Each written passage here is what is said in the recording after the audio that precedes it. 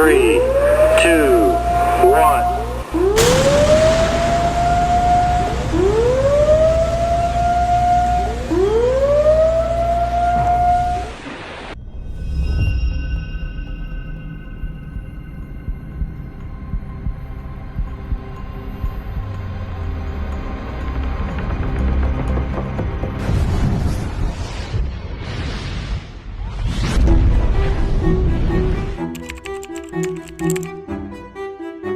It started as an idea, an impossible, almost godlike power hidden within the smallest fragments of the universe. But behind that idea, behind the pursuit of splitting the atom, was something far more human: ambition, desperation, and greed. The race for the atomic bomb was not just about winning the war, it was about dominance. They were securing their place as the ultimate superpower, ensuring that no enemy, no rival, could ever challenge them again. The Manhattan Project wasn't a scientific experiment. It was an arms race wrapped in the veil of necessity. Billions of dollars poured into secret facilities across America. The brightest minds, Einstein, Oppenheimer, Fermi, Teller, were given unlimited resources to build something beyond comprehension, and they did. These were not just research labs. They were factories of destruction. Engineers and physicists worked tirelessly under the weight of secrecy, constructing a weapon they barely understood. But the men at the top, the ones funding and fueling this creation, understood exactly what it meant. This wasn't just about defeating Japan. It was about making a statement to the world. The moment the first bomb was built, America would hold the key to ultimate power. And then, the moment arrived. A convoy of armed guards transported the bomb components through the desert, bound for the test site in New Mexico. The final assembly was done in a makeshift bunker, technicians sweating under the pressure, knowing that a single mistake could turn the entire site into a crater.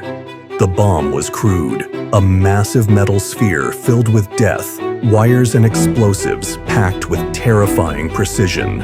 It had no elegance, no sophistication, just raw, unrestrained devastation. On July 16, 1945, the desert held its breath. Scientists, generals, and government officials stood in makeshift bunkers, their eyes locked on a steel tower holding the bomb. As the final seconds ticked down, the enormity of what they had done became real. Then came the detonation. A fireball brighter than 1,000 suns erupted into the sky, obliterating everything in its path. The shockwave blasted outward, turning sand into glass, reducing steel structures to twisted rubble. The mushroom cloud climbed 7 miles high, a silent monument to humanity's greatest and most horrifying achievement. Birds dropped dead in mid-flight. Windows shattered 120 miles away. Soldiers and scientists watched in stunned silence, the ground trembling beneath their feet. The test had worked. The bomb was real. And now, the most dangerous question in history had to be answered. Should they use it? Bombs away. Little boy plunged from the aircraft, tumbling toward Earth at 600 miles per hour. The people of Hiroshima, going about their mourning, saw nothing. No sirens blared. No warning came. Just an unfamiliar object slicing through the sky. And then, detonation. A blinding white flash. A surge of heat hotter than the surface of the sun. In an instant, the world turned to fire. The air ignited. Steel melted. People standing within half a mile were erased from existence. Their shadows burned into concrete walls. The shockwave expanded outward, flattening buildings, tearing through streets, reducing an entire city to dust. Those who survived the initial blast staggered through hell. Skin peeled from bodies. Firestorms swept through the wreckage, sucking oxygen from the lungs of the wounded.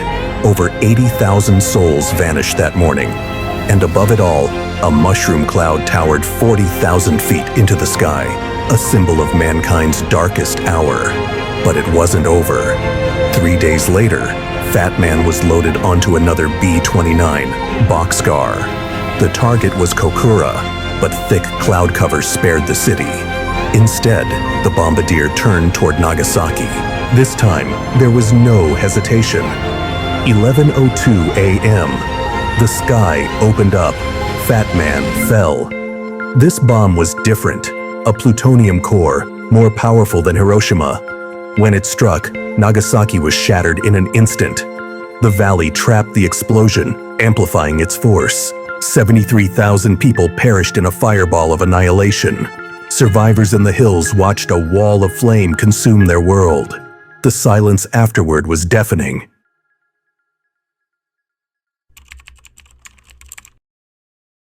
As the mushroom cloud rose above Hiroshima, it wasn't just the physical devastation that marked the dawn of a new age. It was a shift in humanity itself. The bomb didn't just destroy cities. It shattered the illusion of control over our own fate.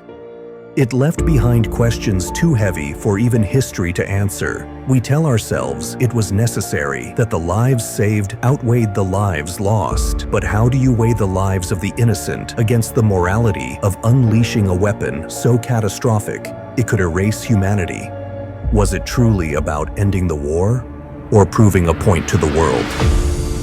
And yet, the shadow of Hiroshima still lingers.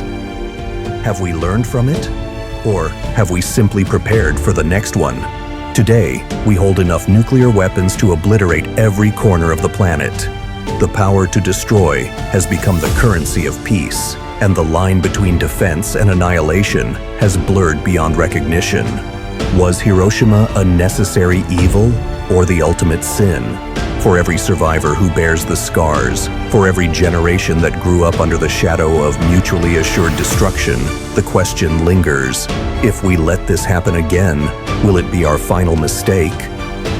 The power to harness the atom promised progress, innovation, and prosperity. Instead, it became a tool for fear.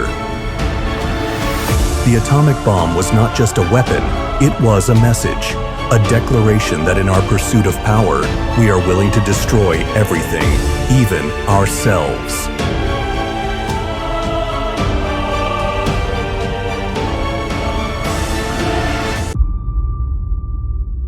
The bombs may have detonated over Hiroshima and Nagasaki in 1945, but their reverberations never truly faded. The cities became symbols, not just of destruction, but of resilience. Hiroshima rebuilt from the ashes, its skyline rising once again as a testament to the human spirit. But beneath that progress lies the silent shadow of the bomb. Generations afflicted by radiation-related illnesses, haunting reminders that the scars of war stretch far beyond the battlefield. Survivors, known as hibakusha, carry those scars to this day, their stories passed down as warnings to a world teetering on the edge of history repeating itself. For Japan, the bombs were more than weapons. They were a reckoning. They reshaped the nation's identity, forcing it to embrace peace with the same vigor it once pursued war.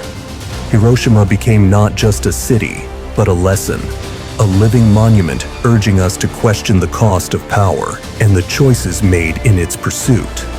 And now, the lesson extends to us, the viewers of this story. The consequences of Hiroshima remind us of the immense responsibility that comes with wielding power. We are left with a question: will we learn from the ashes of Hiroshima, or are we doomed to repeat its tragedy? The story of Hiroshima isn't just a chapter in history, it's a mirror. What will we do with the reflection it offers? Or will we, too, one day become the shadow etched into the walls of history?